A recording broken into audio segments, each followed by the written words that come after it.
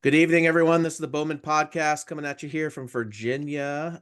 We have some great guests here for you today. We have Brian Kightlinger here. Say hi, Brian. Thanks for coming out and joining Hello, us. everybody. Hello. Troy Forrester there in Ohio. How's Nice everybody hat. doing? I know that archery company. Got this nice hat. That is pretty sweet looking. That's what you get when you come out and shoot a buck in Virginia. You get a nice hat. You get, all You got to sorts of carry the buck swag. out though. You can't drag it. You got You to carry it. Yep. And I was just talking to my brother in New York today and about bear, and he said one of the places we're hunting, it's either swamp or it's like shale bluff getting out. I'm like, don't worry, Troy will just put it on his back and carry it out. So, he's got. I remember being young once. Yeah, he's got a 400-pound brute waiting for you. So, just to let you know. So start time to do some squats and all that other stuff. Yeah. We got Mr. Noel Evans, Halo Knox, Final Descent Outdoors, Ethics Archery, et cetera, et cetera, et cetera, et cetera. He's the man with the many connections there. And then there's me, who just runs this silly podcast and, hopefully makes people laugh. And if not, well, sorry, go somewhere else. What am I going to tell you? But I do want to shout some people out here. Buzzard Roost Saddles, they were a great sponsor for us in 2023 and into 2024. Great saddle product, custom made. So if you need anything from them, please reach out, buzzardroostsaddles.com. A3 Archery, custom bowstrings. Brent over there just moved down into Texas in his brand new shop, increasing his production. Just great quality bloodline fiber strings. So if you want the best in the business, please reach out to them. Also, Trophy Ridge archery products. So if you're looking for React technology and some of the highest quality, longest lasting products out there on the market, look at trophyridge.com. So a couple things there to reach out to. So Brian, let's start off with you, man. So where are you at right now? Where are you from? What do you do? I'm in Northwest Pennsylvania, just about 20 miles south of Erie, so I'm not too far from the lake.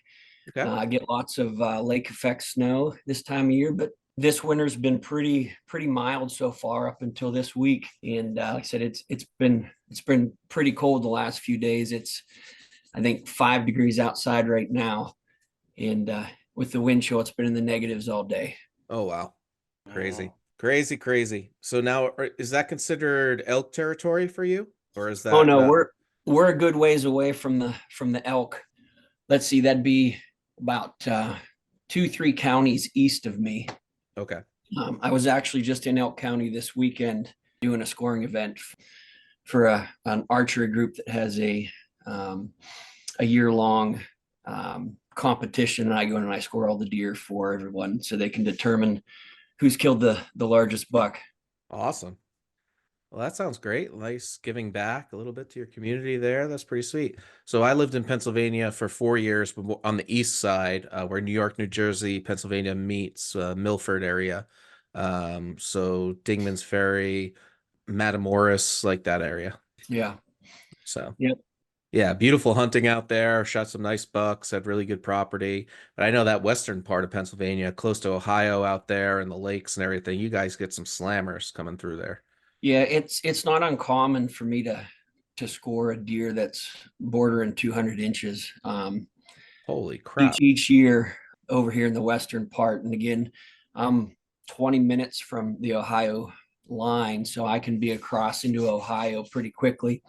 And I'm about probably 45 minutes from the New York line. So I'm kind of in that little upper area where I can get to both sides pretty quickly. I have a buddy who's got a 100-acre piece up in New York that I've hunted a few times and I've had some success on, and got some people over in Ohio who let me hunt. So I kind of frequent both states during the year if I have time. Great. Yeah, we have a family farm just north of Pennsylvania and New York in Tioga County. Oh, okay. Just north of the racetrack there, the harness horse racetrack. We own the mountain up there. So, and the New York archery record was taken right outside of our property this year. Nice. Off that property. So I think it was 200 and something inches, but he was all over our property. Just, we weren't there to do anything about it. So, hey, where there's deer, they will travel. So, yep. But awesome genetics running around up there anyways.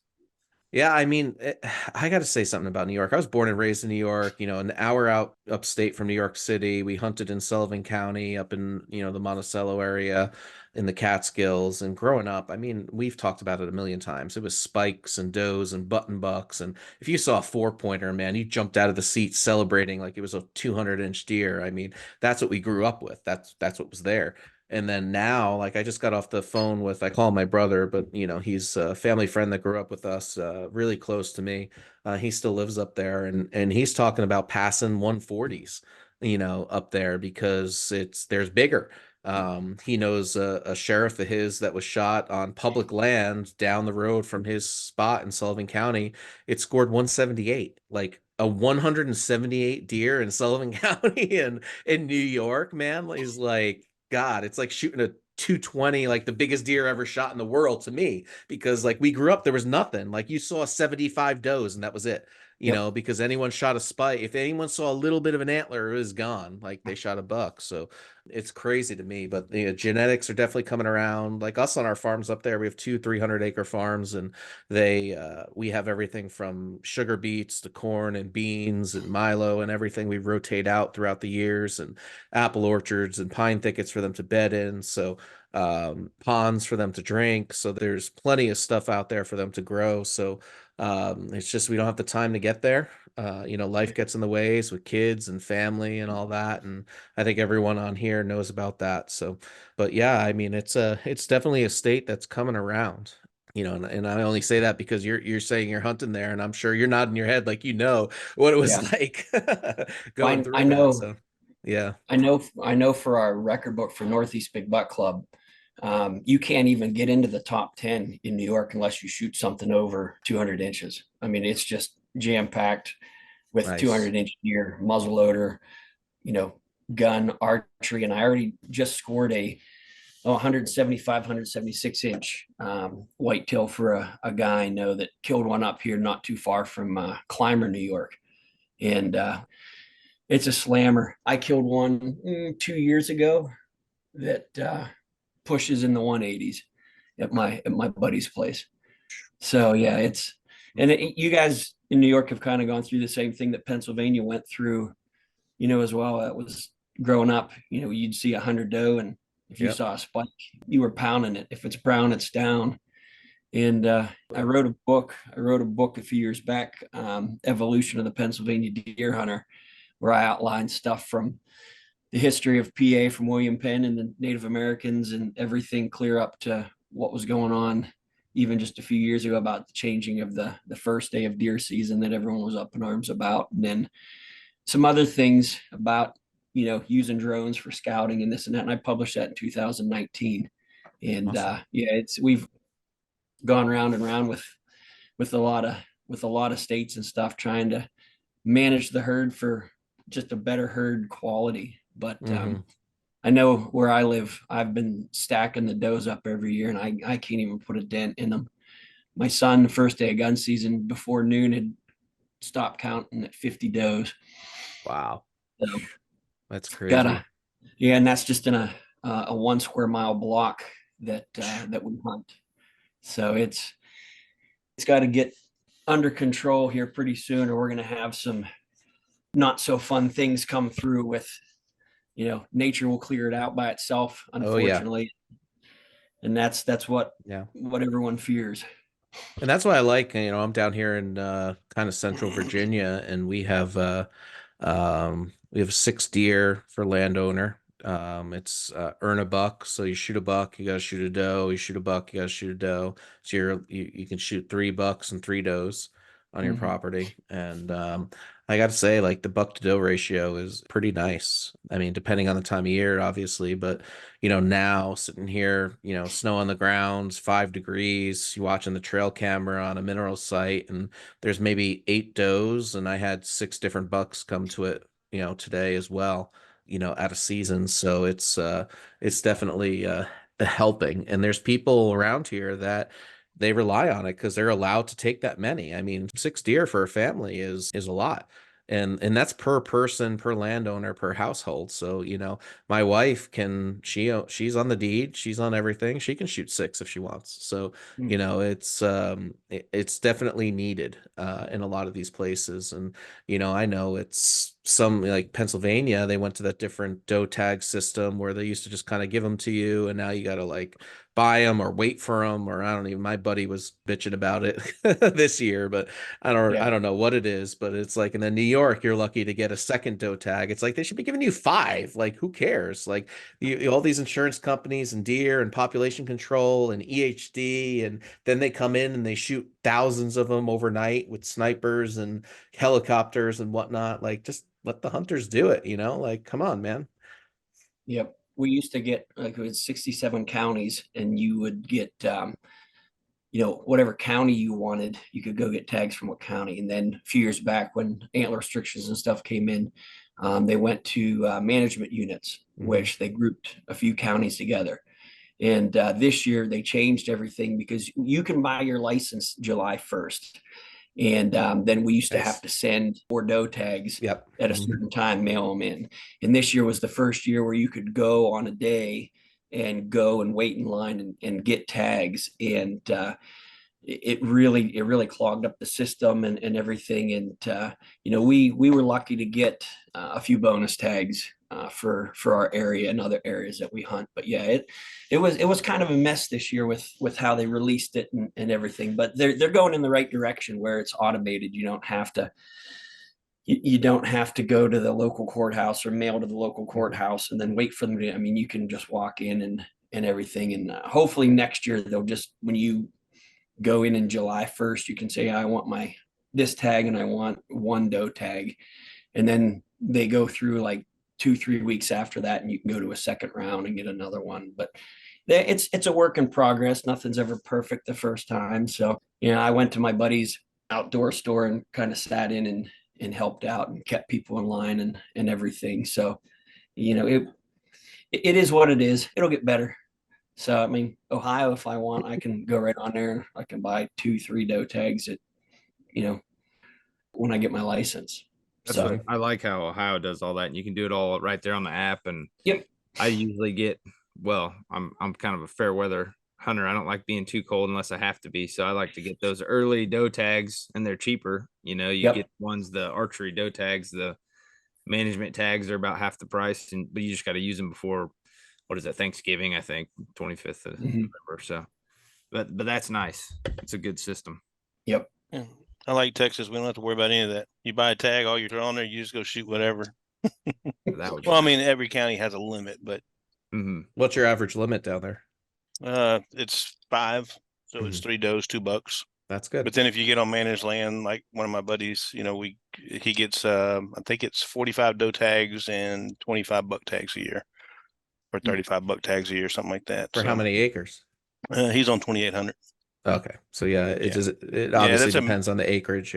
Yeah. But I mean, if you have 500 acres, you can get on the management plan as well. It just depends on Texas Parks and Wildlife going to come. They're going to come fly it and look at everything and then go from there. Yeah. Obviously, if you don't have the deer, then you're not going to get that many. But most counties, you have a set limit, and then you can go over with the managed land permits. Yeah, that's awesome. And I know here in Virginia is a little bit different because there's a difference between landowner and non-landowner. So landowner, I don't even buy a license. I mean, well, let me back up. I buy a license just because I like giving back to the institution and the DNR and all that. And obviously they need money.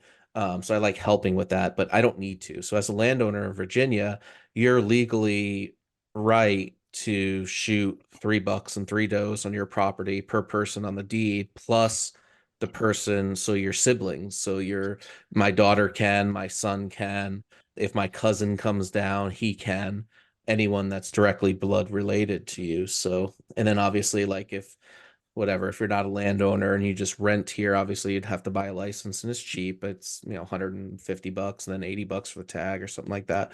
And you get the same thing. But with us, like, all you have to do, you don't have to notch it, you don't have to do anything. All you do is have to keep a log of when you shot it, where you shot it, what county, what time you shot it, and that's it. So I think there's also good and bad with that, because I think that the landowners, some people, all right, I've already shot $3 and here comes a 140, right? Like who's to say that, there's probably a little leeway there with some people who aren't strict on following the rules, but I gotta say, from buck to doe ratio, it's definitely worked down here. At one point before the season, I was at what, $9 to 2 does on my property here. And during rut, I was at 4 does and $1, and then it came up to back to $3 to 8 does throughout consistently. Not talking about ones that just walk through and you never see them again. Talking about ones that come more than 3 days at a time. So pretty good statistics for a small 200-acre plot here. So we don't try to take too many does out of here, but if we need to, we will. Just because it seems to be an area where the bucks like to live down during the off season. So just pretty interesting around the country for those of you listening, and different spots from Ohio to Pennsylvania to the other side of Ohio to Texas to New York to Virginia. We cover a little bit of it all up here, and the difference out there and what's there. So, but we're going to get into a little bit of the brunt of the podcast here with Brian. And I know the big thing that was kind of drew me into you, Brian, with coming on was mock scrapes and your usage and going about it. I got to tell you, like, I don't know why. And I'm an honest person more than you'll ever know. I suck at it. Like I can make a mock scrape and near a scrape or on the scrape that a buck made that morning, and nothing will ever go near it again. Like, I don't know, and I've seen everything from, whatever. And, then I have a mock scrape I made this year, and, like the leaves and everything was always off it, but I never saw any scraping. I never saw any prints. Like I'd see a small doe print going through it or whatnot, but obviously they were keeping the leaves off of it, sniffing around or whatnot. But, give me some advice here, man. Like, I don't know. I don't know where I'm going wrong. Honestly, it's a lot of trial and error.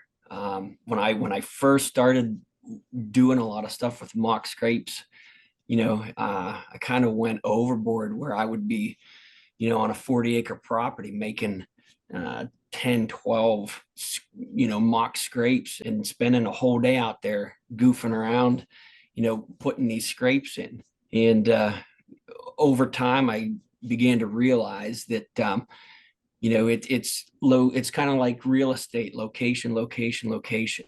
And once I was able to, figure out different things on the property, bedding areas, prevailing winds, pinch points, all that stuff, major travel corridors, it really started to take shape where, you're creating maybe 2-3 scrapes that you're going to run all year that end up becoming communal scrapes that, you can then hang a stand location around and really get a lot out of it. So it has been, when I first started doing mock scrapes and stuff, you're gonna laugh, but I used to start my mock scrapes with WD-40.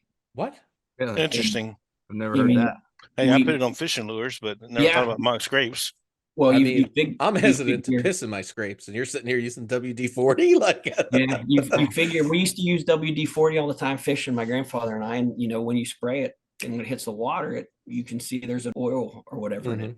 And some old timer, and I wouldn't say I'm the most gullible person, but we got to talking one day, and some old timer says, I use WD-40. So I took him up on it. I started using some, and whatever oil or whatever's in it, deer inquisitive, they liked it. They started using it quite a bit. And once you have multiple deer, bucks, and does coming, you don't have to do a whole lot. Just last weekend, before it got real cold, I was out freshening up. I started a lot of my mock scrapes in January or freshen them up in January. And a lot of times I don't even do anything with them because they're continuing to hit them. The property that I own is 12 acres, and on it I have 3 communal scrapes that basically I know that the deer are there all the time. And it doesn't matter what time of year they're coming, they're hitting them. And, when I go in and freshen them up, I'm just really introducing a new deer. And, our season actually just finished up Monday. our second archery season, late season muzzleloader. So I figured I'll go out and do that. And part of that is to start doing inventory. And, people always laugh and say, why would you go out in January, stuff like that. Deer use them to communicate. And right now they hit them quite a bit because I honestly feel that they're trying to figure out which bucks are still around and which bucks are gone because when that deer steps into a scrape, you got the interdigital. When it hits that scrape, it's putting the salivary and the preorbital and the forehead all together. They know who Bob is and who Jed is and who Seymour is, by those things. And deer, especially the younger bucks, because pecking order starts, beginning to happen. You kill a mature buck off of your property, and scrapes kind of light up again because some of the mature bucks are constantly hitting the same scrapes. And I've had smaller bucks during the rut and prior to, after watching a mature buck 3.5 to 5.5 come and hit that scrape. They'll come to that scrape, put their nose in it, and 9 times out of 10 they'll walk around because they're like, yeah, we know who that is. I'm not gonna mess with that. Then you'll get a 2.5, 3.5-year-old buck cruise, and they'll stay right in there and they'll work that scrape. But yeah, right now they're just trying to figure out who's still around, which deer have been killed, who's still around and who's communicating. But yeah, I mean, there's not a day that goes by that I don't get pictures of deer hitting scrapes. I mean, this morning it was -11 and I had at 9 o'clock 2 deer hitting two scrapes actually on a property that are almost side by side. You can see them in the same frame, in the same camera frame. There's a vine in the hemlock tree, and then there's a buckstick in the other. And they came in and one hit the other, and then they switched and went the other way. Just 1.5, 2-year-old bucks trying to figure things out. So there's a lot of good time right now to get out, especially your areas where you don't get a lot of snow. Like if we have a lot of snow, there's oftentimes I'll wait till the snow goes down a little bit and get out there, because a lot of times you can't put interdigital into the scrape. You're just doctoring up the branch a little bit, and that's where I really kind of stick to just using preorbital, because they're not secreting as much forehead gland lore at this time since testosterone has gone way down. But yeah, they're just in there interacting and telling everybody who's still around. So it's nonstop, like teenagers nonstop talking. This is what the younger bucks are doing right now, and that's what I see every year after the hunting season. Awesome.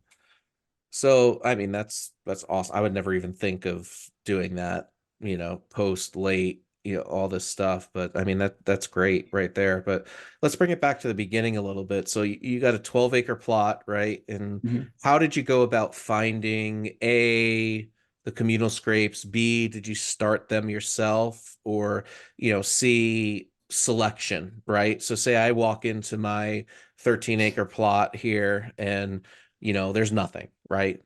We know there's bucks cruising down the creek bed, but there's no scrapes. There's a couple buck rubs. Like, how do you go about selecting that? So if you can go through those 3 stages, I would be all ears. And I'm taking notes. And there's different glands and everything that go with that. When Brian first started talking to me about scrapes, I was just blown away because I thought I knew about them and I didn't know squat. So yeah.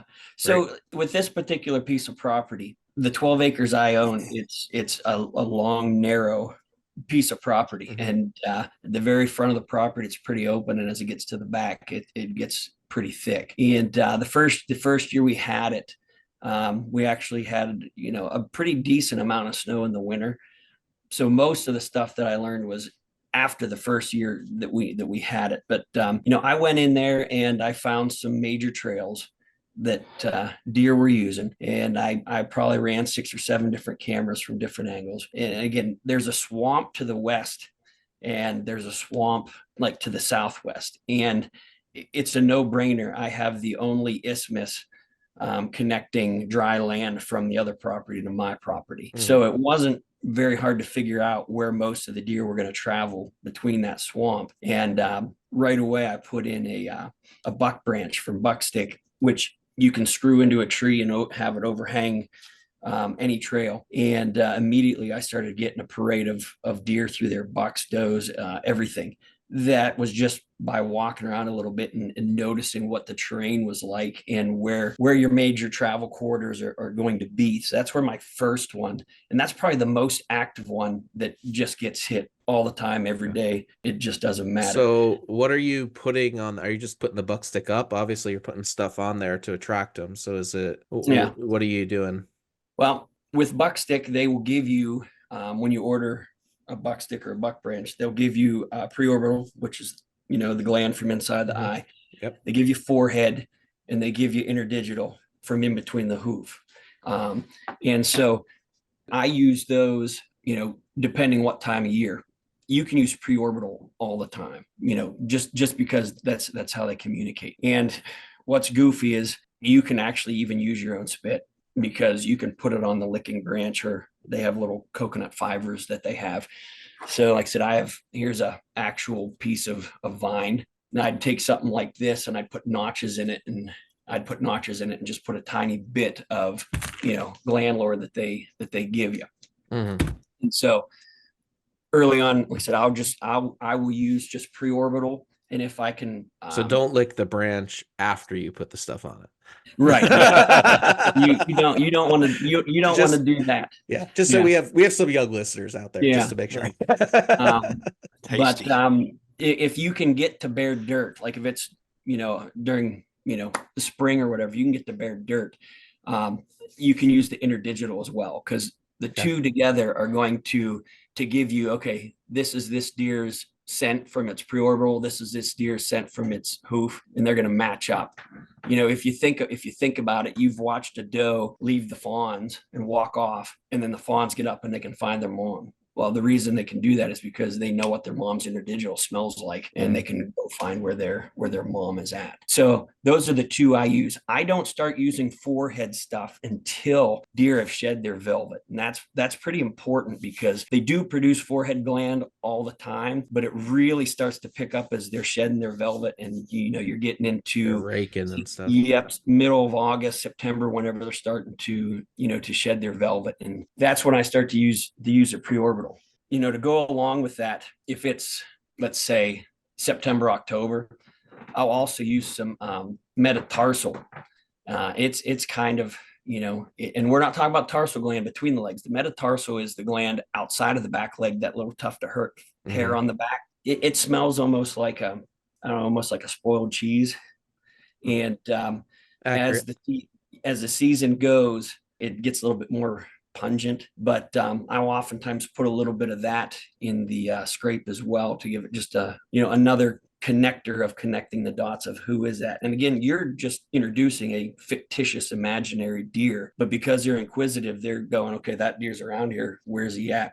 So, going back to the thing, what would I start with? That's what I would preorbital and interdigital with that. And again, because it's a natural gland, it's an oil-based product, you don't have to use very much. That's the big thing that people probably do, is they overuse. Like these bottles are pretty small. They might be an ounce and a half or whatever. And so this is all the bigger it is. And it's a little spray bottle. And I always wear rubber gloves, and I'll give you a little trick here in a second on how to get deer to come there right away. But I always spray it on my hands, on my gloves, and then I rub my gloves together, and then I work the licking branch or the coconut fiber that's on the BuckStick. So I'm not wasting anything. And if I miss it, it's not going over there on the ground. You want it to be in where they expect it to be. And then I actually make a little, in the fresh dirt, I'll make a little hoof print and put just a few drops in each hoof print. And then this is where it comes in. I will take and spray a little bit on the bottom of each of my boots, and I will walk up the main trail and stop and then walk back. So I've introduced any deer coming one way or the other is going to hit that and go, oh, I don't know who that is, and that they're going to come right to that scrape. And it's funny, I have videos, depending on how the wind's blowing and stuff like that. I have videos of deer walking by the scrape and knowing how the prevailing wind works on my property. All of a sudden you'll see them stop. You'll see them loop right back around and come back, and they'll come to that scrape because they're like, I don't know who that is. And you can get buck interdigital, you can get doe interdigital, you can get doe preorbital, you can get buck preorbital. Like I said, the stuff from BuckStick you get with it, The one I've been using probably the most is by Smokey's. Smokey's, he's been around for years. I've been using his stuff since 2010. Do I have more success with one than the other? Nope. They both work about the same. I haven't seen any difference. And sometimes I'll even mix them together in my glove, a little bit of pre-over from each and go. So that's really how I kind of go, knowing your land, seeing where the major travel corridors. It just so happens that little isthmus that connects that land, there's a pretty major bedding area right off of my property. And with the way the wind blows, anytime I freshen it, the deer that are bedded there are going to get a big whiff of whatever's going on, whatever's there. So, it just takes a little bit of trial and error. Unfortunately, I really don't have a spot where I can hang a tree stand to hunt that. So it's purely, for me, that one is really just a information of which bucks are around, which does around. Probably about 60 yards away on a main trail, I have my next scrape. And about 20 yards from that, I have my next scrape. And those lead out into one of the food plots that we've made, a little secluded plot. And then there's two other ones I have towards the front of the property that, like I said, just stay open all year. The deer just gravitate to. I mean, there's major trails there, and they just gravitate to those. Oh, Troy. So, what does your wife think about your beardless face? Oh, she's used to it. She's known it for a long time. She Oh, likes baby. the beard better though. So Oh, do I. baby face. Yeah, I shaved every day for freaking 17 years or whatever, and then I got spoiled this last almost year not shaving.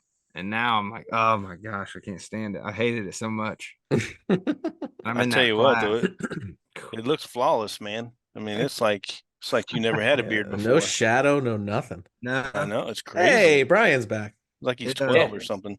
yeah, We had a little power outage there for a second. So the lights flickered and the power went out and my internet went out. So it just all clicked back on. But all you missed was me getting harassed about my beautiful face and my chiseled jawline that they can see now, because I used to have a beard and I had to shave it off. So that's all you missed while you're cut out of there. Some harassment. So no shave November, December, January is done. Yeah. I'm in a class. I got to shave for. We need to get a facial cleanse sponsor and you can be the face of that. I'm gonna start messaging Gillette or something like There that. you go. No stubble or nothing on that. No, we'll get some Harry's. Hey, Harry's is not a bad idea. Yeah, that would be good for everybody. Yeah. There you go. Hook it up, Troy. All right, Brian. So where were we? Yeah. You're on a roll. I was just actually talking about, like I said, I use a lot of grapevine. We have a lot of grapevine up here that grows, and I use a lot of grapevine, and chicken wire and stuff where I can attach with wire to the licking branch I want to make, and move it wherever I want. And what I found is the grapevine stands up a whole lot better because they start chewing on it and gnawing on it. And, when they shorten and chew that back or whatever, I can just go there, unloosen the chicken wire and move it down. But I do actually, and I don't have any here. I might grab one, but I do actually attach fake leaves that I get at Walmart to these. So there's always leaves. Give me a second. I think I have one. It's very interesting. Yeah. No wonder why I suck at it. All right. So here's something that I actually made this year. This is with sisal or jute rope, because people like, the hanging ropes and things. And Smokey actually made this Wicked Wicks compound for Gene and Barry Wenzel when they wanted to use hanging ropes and stuff like that. And, you live where I live. During the summer, we get quite a bit of rain and humidity. And the thing I've found with ropes is you put them out, and if the deer stop hitting them within a month, they get mildew and stuff all over, and then they just don't touch them. So what I did is I put shrink wrap over the top of the rope, and then I haven't exposed this one yet, but you can see I have leaves here, and you can arrange the leaves where you want. And what I've found with some different things that I've done is deer will congregate and come to licking branches and ropes and vines more that have some type of leaf on them. If you think about what they're doing with it, it's a one-stop shop. When they get their face in there, they're hitting it with 3 glands at once. Where if you just have one single branch like this, you always see them trying to work it and get it through their antlers and trying to lick it and everything else. You know, that's just some of the goofy stuff I did. I did like a 2-year study with cameras with, you know, vines and ropes, you know, basically hanging by each other, one with leaves, one's without. And most of the deer would come to the one with the leaves, even when they were doctored with the same stuff. I mean, it's goofy. Now, I have hung rope and vine beside each other, and most of the deer will come to the vine with leaves on it over the rope with no leaves. I've yet to hang a vine with leaves and a rope with leaves beside each other to see which one. But again, I mean, they're not dumb. They one-stop shop. They want to put that stuff in there and because they can pre-orbital and forehead at the same time. They can bite on the rope and leave their salivary gland on there. And most of my videos and stuff that I have, the first thing they will do is come in and put that licking branch in their mouth, or the coconut rope or fiber, whatever. And they're putting their salivary gland on that, you know, that they have. And I've actually had deer come in and actually bite my vine in half, because they get real ticked off and they bite the vine in half, and they'll spit it out. I've had the buck branch, which is basically just a horizontal scrape you can put into a tree. I've had them come in there and pull on those coconut ropes, and it'll slingshot up in the air, and it'll go way high up in the air. So other deer can't, you know, grab it. And, you know, they're just unique, and depending what time of year depends on how much they work it or what they do. Because a lot of times you'll see deer will come in and they'll stop real quick for just a second, just put their mouth on it, and they'll walk off. People, well, that didn't do anything. Well, actually they did. You got your individual in the scrape, and you got the salivary. That's, you know, if this is all you give them, that's oftentimes what you're gonna get around you. If you have a lot of beech trees and a lot of oak trees, those 2 trees hold their leaves the longest. Mm-hmm. That's where you continue to find scrapes later into the year underneath your oak trees and in your beech trees. That's not to say that they're not going to make scrapes, you know, anywhere else, but to me, they like those leaves. And I mean, you can get really cutthroat with your deer, like where I put and make a community scrape. I cut every branch down that I can reach, so that when they walk through there, my stuff is the only stuff that they're going to be able to hit.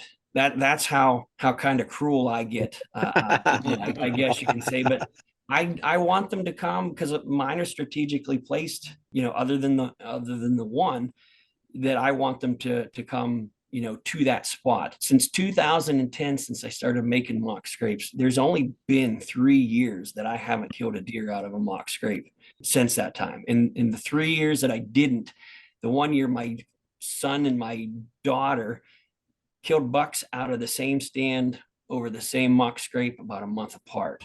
Me, I just passed up a few too many deer that I probably shouldn't have.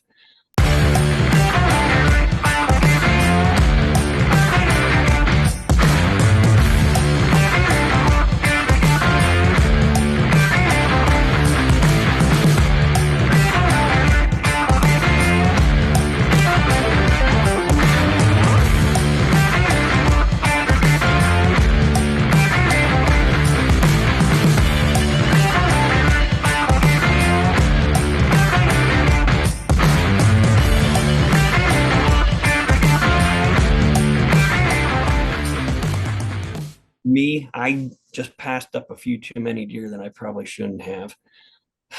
You know, you make stupid mistakes sometimes, but It you know, happens. that's just the way it is. But you know, I don't know. I get to the point now where I like making them and doctoring them up and seeing how the deer are going to react and what they're going to do. And there are a lot of times they'll go in and work a scrape, and I'll sit and just watch them, or I'll videotape, or because I like learning what they're doing. You know, they're pre-orbital. They have control of that gland. They can actually make it, open it up wider or smaller. And sometimes when deer are staring at each other, you know, doing a little walk towards each other, you can see those flare, you know, and the bigger they get, you know, the more they can get that branch into there and put that that scent in there. But those older mature bucks, they'll sit and stare at those deer and everything. And like I said, you watch carefully, you can see those glands open up a little bit wider. So there's a lot of neat stuff with just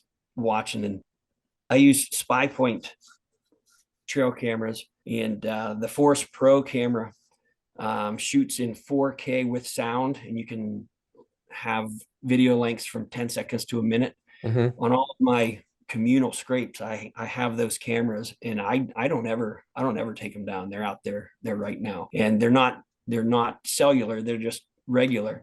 And the battery life's tremendous. And once a month I'll go up and I'll pull those cards and pull those out. And I mean, you can, I have a video because someone asked me at a seminar one time, if I use much deer urine. I said, I don't. And I said, one of the reasons why is, have you ever seen a deer pee in a scrape? And they're like, no. And I clicked this video on for over a minute. This mature buck is just sitting there peeing in that scrape. You can see it going right into the scrape. I said, I don't know how big of a jug you're going to take in with you, for that, and how much it's going to cost you. But I said, you can do the same thing with, just regular water or with your own urine. I do a little bit of both, depending on what.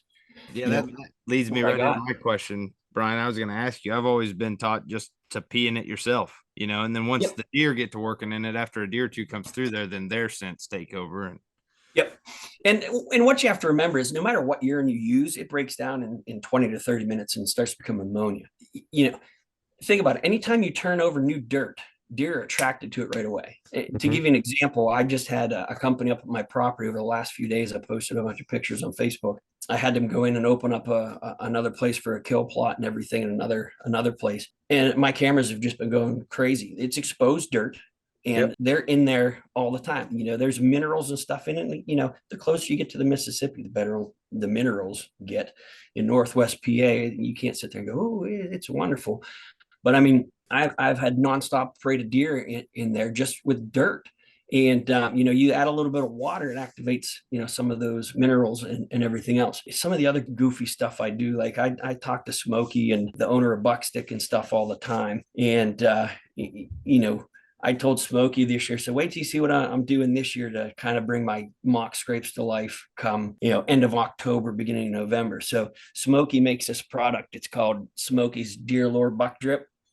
And it's just a mess of all kinds of stuff from deer. And what I'll do is I will take 4 or 5 ounces of this and mix it in with fresh potting soil, and I'll put it in a baggie and I'll let it sit for a day or two, and then I go up and I dump it in my mock scrape. And so it's fresh dirt, it's fresh deer sign, and the scrapes pick up. And a lot of times, if I know I'm going to hunt that particular spot, I'll do it in the morning before I hunt that day. And I've had a lot of success with that, just kind of making my own little, it beats going from one scrape, digging up the dirt, putting in a bag and dumping it up. Just make your own. I have yet to use my own urine to make it, because when you have that available, you can do it pretty easy. And I just kind of laugh. I've never had a deer walk up to it and run, and people say all the time, the only time you're gonna freak out a deer is like if you use like a whole bottle of this at one pop, because they're not putting a ton of secretion on a place. I mean, with the Smokies, you get a dropper and you can put it wherever you want. Let's just say with this, it's a spray. I spray it on my gloves and then use my gloves to get it exactly where I want.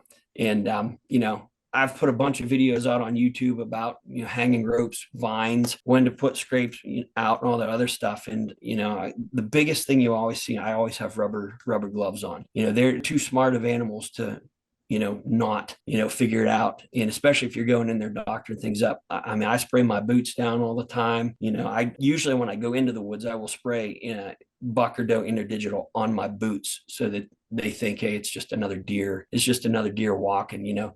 I approach mock scrapes like I do hunting.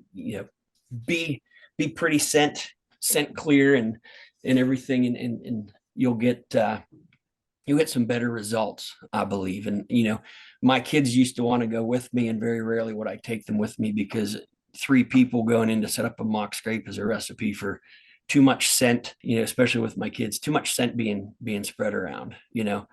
I've made the mistake of not taking my rubber gloves off and setting my cameras, and next thing you know, all you're getting is a face full of camera of bucks and does and Yep. and everything else. And I'm like, yep, I think I still had my gloves on and stuff like that, because I get a lot of up close frontal videos and stuff where you can hear the deer breathing and everything else. So, but there's just, I don't know. I think you go on endlessly with different things you can try, because regionally, we have different terrain than what Knoll does in Texas.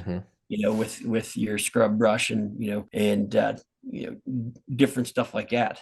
I would still approach it the same way. I'd be finding a main trail or a tree that has a good overhanging branch and setting up, the same way, just to see how it works. And there's 100 acres across the road from me that I'm able to hunt. Huntable land, it's maybe probably about 40 acres because it's heavily farmed. And then another farm I have access to is about 40 acres, and it's about 15 acres of huntable woods, because it's pretty wide open. But I've been able to establish communal scrapes on all of those where I know I can hang a stand or get a climber and everything else. If you want to put them around food plots or things like that, inside corners. I mean, we always know inside corners are awesome. You put a scrape on an inside corner, especially if you got a little isthmus or finger of woods between 2 places.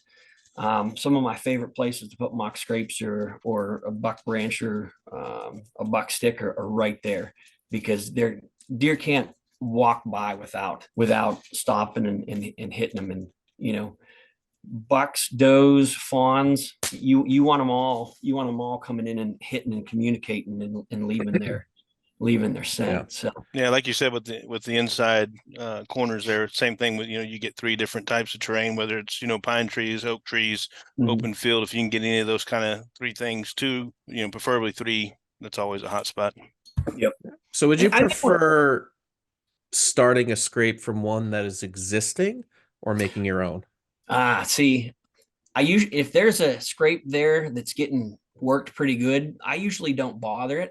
What I do is I set up a scrape right beside it, and piss them off. Basically, it's another deer coming in. And what I'll do is I will put interdigital in the scrape that's been worked, and then I'll put it on my boots and I'll walk to the scrape I just made, and I'll doctor up the licking branch and I'll doctor up that scrape. That's worked pretty well. But a lot of times, if you can find a good communal scrape, you can doctor it up a day or 2 before you're going to hunt. I would put a camera on it first and see what's coming in.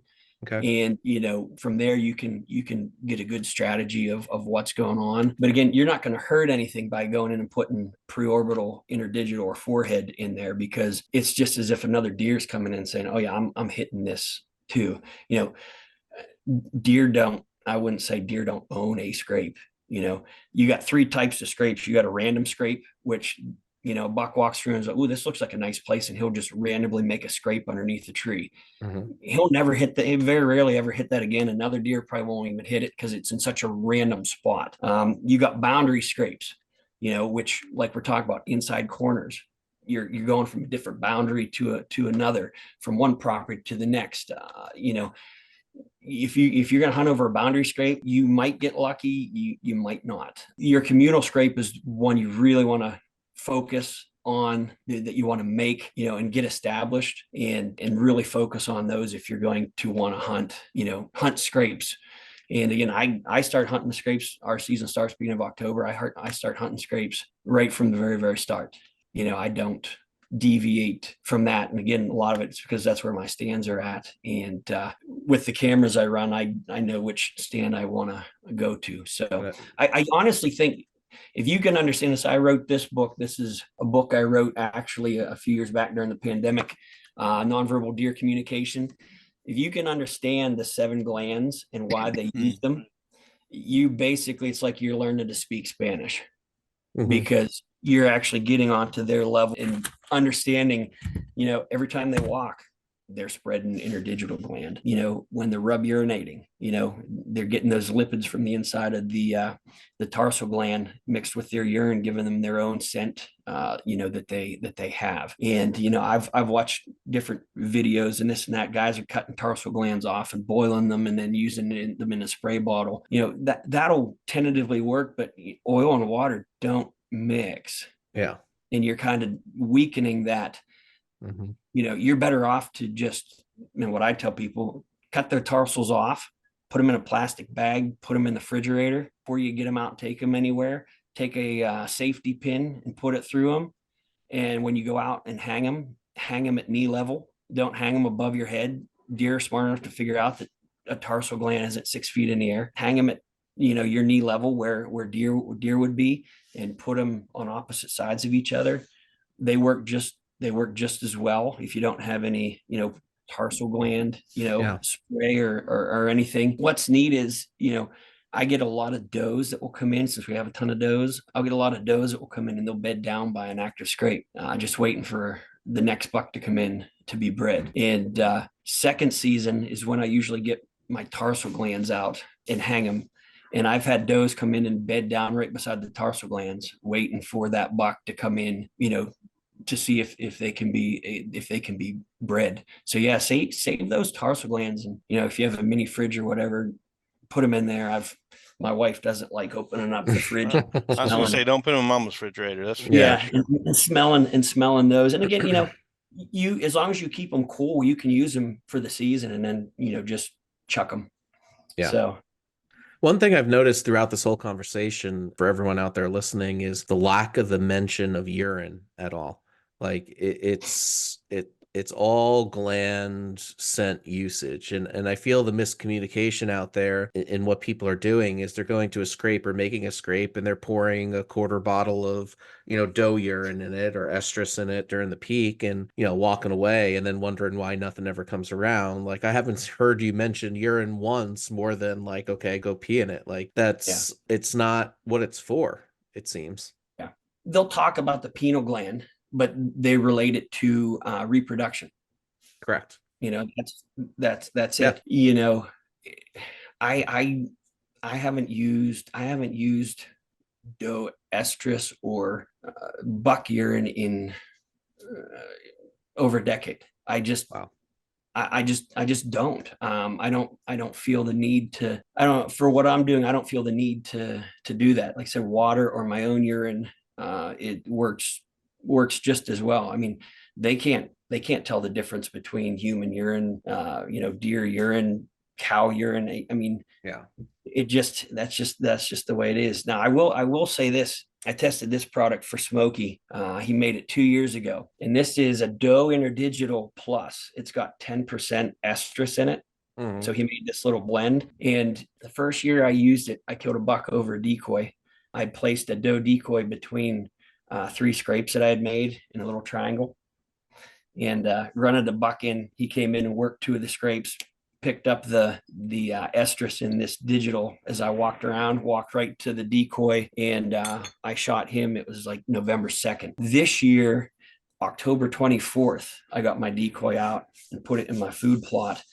And I killed my PA buck this year on October 24th with the doe interdigital gland in the decoy. I mean, you're literally what you're doing with this is it's telling a buck that there's a doe around here that's just starting to go in estrus. Mm-hmm. And that kicks them into that, that whole thing of, okay, I'm going to find this. And wherever you walk, they're going to follow that. That's where they use that, Jacobson's gland, that verumonasal gland, when they lip curl and they smell, they're processing, if they didn't have that gland, they'd run themselves to death. You've seen a buck come in, smell a bed, and then just move on to the next one.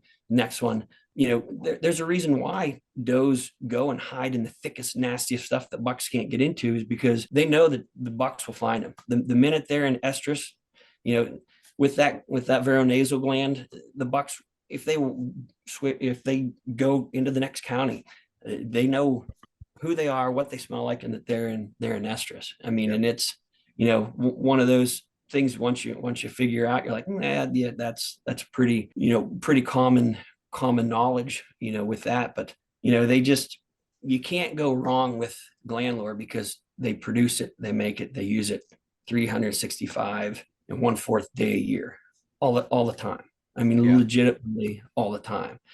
So that's why I said people are like, I'd be afraid to use it. There's no fear in it. I mean, it's not like it's foreign to them or anything else. The only thing I'd be worried about is if you live in an area that, they say, CWD, this, that, and everything else. But I always sit and say, well, there's no urine, there's no nothing in it. It's just gland. It's, it's an oil-based, gland. Because, we've had issues with CWD a little bit south of here, and, they're talking about, oh, we don't want this. And I said, you do realize you want to get rid of, you're gonna have to shoot every deer.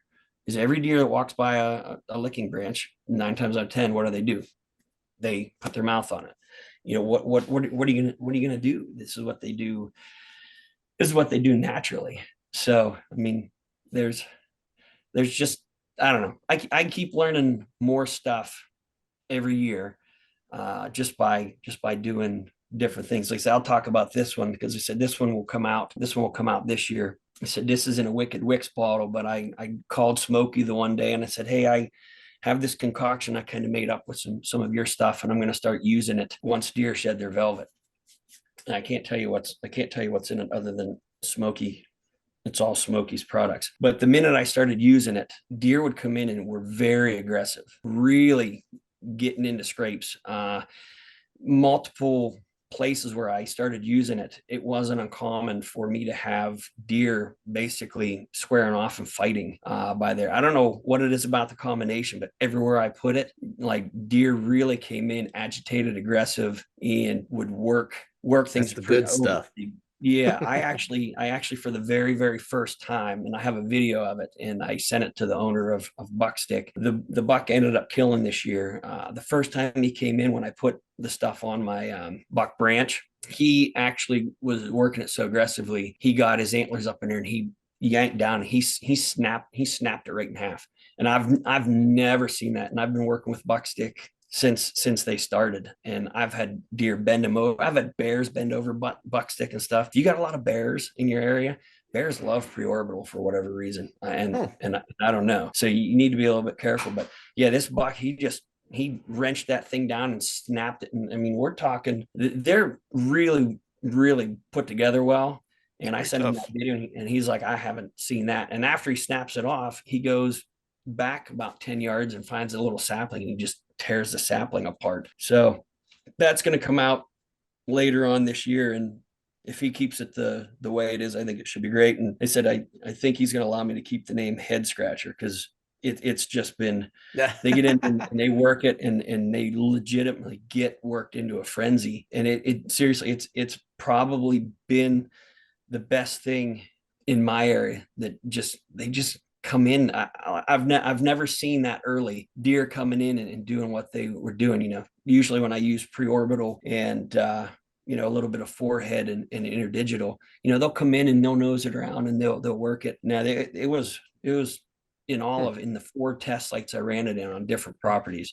It was really aggressive. They came in really aggressive. So it'll be interesting to see, nice. what it is. And so you're talking about Smokies all the time. What is the Smokies product? Where do you get it? Who, obviously it's Smokey. But, Smokey is a trapper from West Virginia. And I was introduced to him in 2010. My buddy that Steve Sorensen, who writes for Deer and Deer Hunter, he goes, hey, I've used this stuff. He goes, but I don't archery hunt. I want you to get in touch with this guy and see what if you can help him out. And at that point in time in 2010, again, I was still using just like WD-40 or a scent dripper, to make a scrape. And Smokey told me, hey, I'm going to send you 3 products, and I'll give you a little printout of what I want you to do with each one. And he didn't even tell me what they were. He just labeled them bottle 1, 2, and 3. And so I got the stuff, and he said,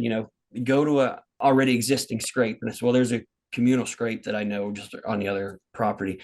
He goes, do these things with these products, hang a trail camera, let me know. So this was before cell cameras. So I went and I hung a camera up. 3 weeks later, I went back, pulled the camera, card and put it on my computer. I had 6 different mature bucks just ripping that thing apart. And I sent him all the pictures. I called him. I said, what is this? I said, am I going to get, pinched for this? Is this stuff illegal? He's like, no, it's gland lore. He goes, you're just introducing a new deer. And it started to make sense to me at that point in time. Okay, I got a phantom deer, and they know them by the and all he gave me was preorbital forehead and interdigital. That's it. And I killed my first deer out of a mock scrape, actually out of that mock scrape that year, October 17th at 4:00 after school. And that was, I ran home and got in the stand real quick, and within 5 minutes, the property owner fires up his chainsaw and he's hacking away. And I was like, oh, I'm just gonna leave. And 45 minutes of him chainsaw stuff, he got done. I heard him get on his tractor and leave. I made a rattling sequence. That buck within 5 minutes walked right to that scrape. I shot that buck out of that scrape, and I called Smokey and was like, all right, you got to explain this. What am I doing? And he broke it down for me a little bit more, but I had killed my buck. I was basically done. I didn't do anything after that.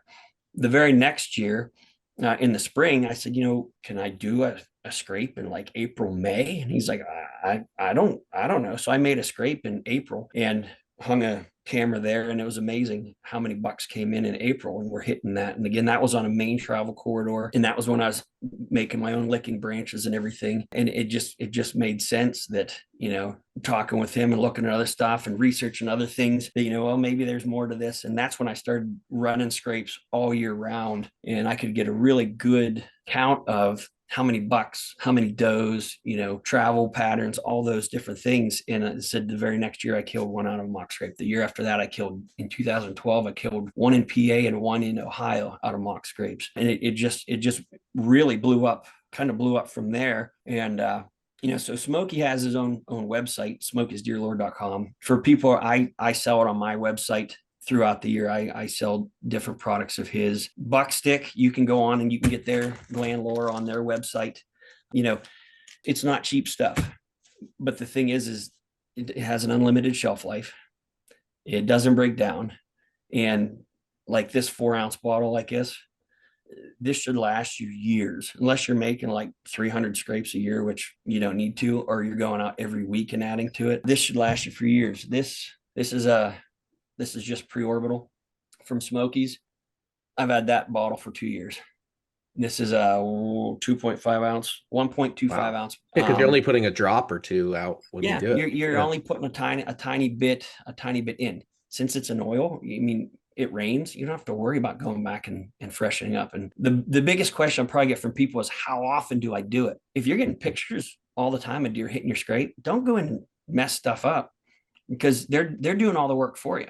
Strategically, when I'm going to hunt that stand in the next few days, you might want to the day before go in and doctor it up a little bit. And even the morning before you hunt, you get into the stand, pull it up a little bit in there, get a cruising buck by there. And, it's hard for them to walk by, especially that time of year, because they're pumped up looking, cruising, looking for stuff. And, I've never had one walk by. So, right. And again, location outside of bedding areas, main travel corridors, stuff like that. A buck is not going to go 100 yards out of its way to come to your mock scrape. It's just not. If you're lucky enough to grunt them and rattle them in, and they can pick up the scent from there, yeah, that's gonna work for. But I don't know. I'm reluctant to put a mock scrape smack dab in the center of my food plot. If I'm going to put one somewhere, I'm going to put it kind of on an inward corner or something, somewhere where I know I'm going to use it, or I'm going to hunt it. Because you put one in the middle of your food plot and it's 60 yards away and you're using a bow. I don't know. If you're Levi Morgan, you're taking that shot all day, but most of us are going to sit there and say, okay, yeah, hopefully he'll come over this way. But yeah. Sweet. So awesome. Well, that's amazing information there. More than I ever thought. So thank you for all that. Do me a favor. Where can we get your books? So if we're looking to get some of your books, where can we get them? Yeah, I have a website, www.litfoutdoors.com. And I have ebooks and I have paperback. The nice thing about the ebooks is they're in color. Sweet. It's because, you can, everything is in color until I send it to print. And like I said, this book that I wrote for Smokey. He's got them on his website as well. They're $15. I'm the only one that has the ebook, and I think the ebooks are $8. So, and I got a few other books. I got a 30-day devotional that I wrote for outdoorsmen. I have a book that has 36 different whitetail hunting stories in it. That book actually won me a award through the Mason-Dixon Outdoor Writers Association. Nice. Here last year. And I said, then I have the other one, Evolution of a Pennsylvania Deer Hunter. It kind of walks through, like I said, I'm a history teacher, and that book kind of came about. My grandfather, who was a retired teacher and a retired Marine, I used to go and talk with him quite a bit when he and my grandmother stopped hunting. And he told me one time, he's like, you should write a book about Pennsylvania deer history. And I was like, nah, that can't be that exciting. And so I thought about it a little bit and said, I'm going to start getting something down. I wish I would have started it sooner. He passed away in 2018. I didn't get it finished till 2019, but I did get to share some of the stuff. And there's pictures of him and my grandmother and stuff in there, and just the mindset of people during that time, like, we never used to use that stuff. We killed deer. And I'm like, yeah, you killed deer in your wool rich outfit and everything. I said, but when you can reach out 150, 200 yards with a gun, it's a little bit different. When I would show them pictures or videos of my hunts and stuff, where you're getting deer at 5, 10, 15 yards, 20 yards and under, and getting a chance to shoot at them. It's a little bit different, but that one kind of goes through a bunch of stuff about how Pennsylvania's evolved. I mean, we have almost 1 million hunters in our state. Numbers aren't as high as what they would be. And one of the things that blew my mind when I wrote that book is during the 80s, when I first started hunting, there were more deer killed in Pennsylvania by cars than Massachusetts, Vermont, and New Hampshire combined through guns. Wow. I mean, it was just astronomical how many deer and stuff we had, and 1.24 million hunters and the population of deer and everything. But yeah, I mean, I don't know. I get kind of excited when you can look at some of the historical stuff, and hunting camps around here in the big woods are starting to make a resurgence because the Allegheny National Forest is producing giants. I mean, like I said, I was in Elk County scoring last week. I get guys who bring me 160, 170, 180, 200-inch deer that they killed in the Allegheny National Forest. And, as hunters in PA, we should be happy with that, because that was the first chunk of land bought by the Game Commission using our hunters' dollars. Yep. And like I said, it's an enormous tract of land that you can go up and hunt. And so excellent. Yeah, no, that's all phenomenal. And kudos to the state of Pennsylvania and everything going on there and what they're doing to keep hunting, going out there in our communities. So great job there. Well, Brian, thank you so much for all your knowledge and input. We're getting close to the end here. Troy, Noel, you got anything for Brian before we go visit our families and get yelled at by kids and all that other fun stuff that happens? No, that was awesome. Go ahead, Troy.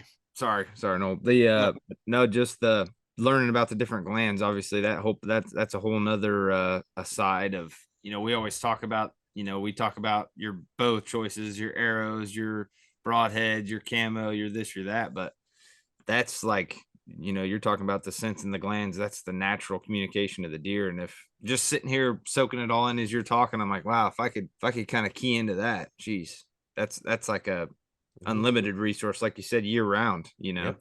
I'll be on Smokies as soon as we turn this off. Trust me. Honestly, it becomes an addiction. Like, I'm constantly on why did that deer do that? Why did that deer do that? I mean, it's, I don't know. There's a lot, like I said, there's a lot of times where I'm watching deer making scrapes, and I won't even pick my bow up. I'm just sitting there going, okay, what exactly doing? How did he come in? Okay, yeah, he came in downwind, and what exactly? And I've actually had it in times and even videos of it where you'll have multiple deer come in, and one will hit the scrape, he'll walk off, the next one will come in and work the scrape, he'll walk off, the next one will come in, work the scrape. And it's funny, you know, once they drop their antlers and stuff, I got a video from 2 years ago on my property when I hung a new vine that I made, 6 bucks. You can just see the nubs. And it was like March. 6 bucks came in right in a row and worked that new vine, you know, within a day. And then the next day they came from the other direction and worked it the other way. And I'm sitting going, you know, there's a whole lot more to it than what we probably can even scratch the surface. Oh, yeah. And like I said, I like listening to other people. I like, you know, I do quite a few seminars and stuff during the year, and I get all kinds of great questions. And I tell people, I said, if I don't have an answer, I said, I'll ask some other people, or I'll just try something to see if I can get you an answer. But it's addicting. Like I said, I still have, I think, 8 cameras out right now running. I mean, I never pull them in unless I'm having an issue with them, because they just keep pounding out pictures. And like I said, right now with our season being over, I'm looking. I know we had, I would consider 15 mature bucks that I had on camera this year within my property and the 1 square acre that I hunt. And they travel quite a bit. I know 13 of the 15 got killed. So wow. Yeah, it was a pretty banner year for hunters around our area. And you know, all of those deer are easily 3.5 to 5.5 year old. So it's not like they're killing any slouches. So, but I got another thing I started getting into. I'm looking at Noel's hat with Build the Bone, and I started talking with those guys. And you know, we can't run. Well, you can run minerals in PA, but you got to clean all that. That's just a nightmare. Yeah. So I talked to those guys, and I started doing. Noel probably knows what I was doing, but I did some kind of goofy stuff this year. And I had huge success, and I didn't have to worry about any spillover of minerals into the property, this, that, or anything else. And I will still say that it was a unique thing that I did. And then like I said, we have to have it out of the ground 60 days before the season starts. And it was easy to get out of the ground. It made it real easy to clean up, so I didn't have to worry about any of that. But you know, from February to August, I was able to get minerals to the deer. And here, whenever we get a little bit of warm up, I'm going to go on and do it again. And with what I do with freelance writing and other things, and I score for the PA Game Commission, this and that and everything else. Last thing I want to do is get pinched for illegal baiting and this and that. But I think I figured out a system that I can use for 5-6 months out of the year that will be beneficial to my deer herd and is easy to make sure it doesn't get any spillover and anything anywhere. So that mineral company has really been very helpful to, when I said, hey, I have this idea, can I try this? And we'd be glad to hear. And I've sent them a gazillion pictures. I think I've even sent some to Noel as well. That deer right there is a product of Build a Bone. We don't get 152s in our area. Yeah. So I'm hoping, like I said, if I can get a few to get on it for a few years and not get killed, I'm hoping for some really good results. And like I said, if people want to contact me, I got a contact link on my website. You can find a lot of my videos on YouTube and Left in the Field Outdoors TV. One video I did for Smokey a few years back about how to build a mock scrape, I think is 11,000 views or whatever. Because people ask me, so here, this is the easiest way that I think to do it. But BuckStick makes it easy because it's a one-stop shop that you can it all comes together and you just stick it in the ground where you want and doctor it up. If it's not working, you can pull it out of the ground, put it somewhere else. And I think the best part about the BuckStick stuff is I run them on different properties. Usually about the last 2 weeks of October, I will take the BuckSticks from one property and switch them with the BuckSticks from the other property. So you're introducing a whole new herd of deer, and the scrapes they just take off. Yeah, and you're pissing everyone off at that point.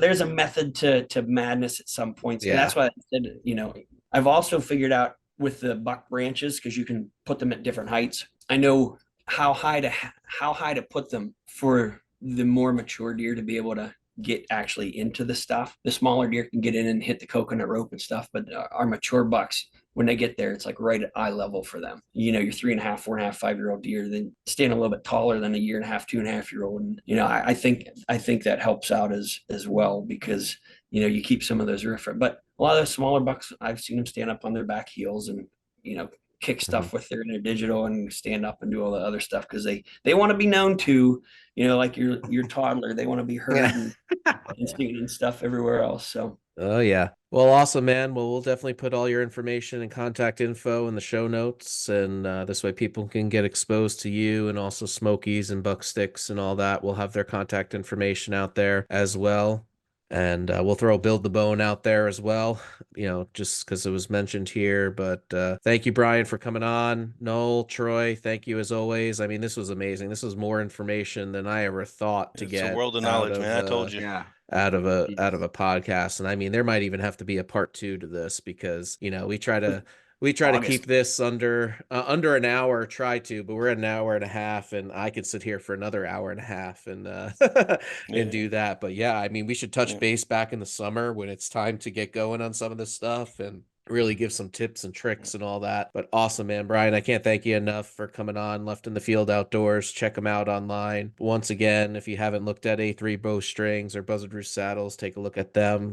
We got some great products out there. Also, Triple Point Broadheads, triplepointoutdoors.com, the innovator of the Clovis Broadhead. Just devastating products. So thank you all for coming out, and we'll catch you on episode 3.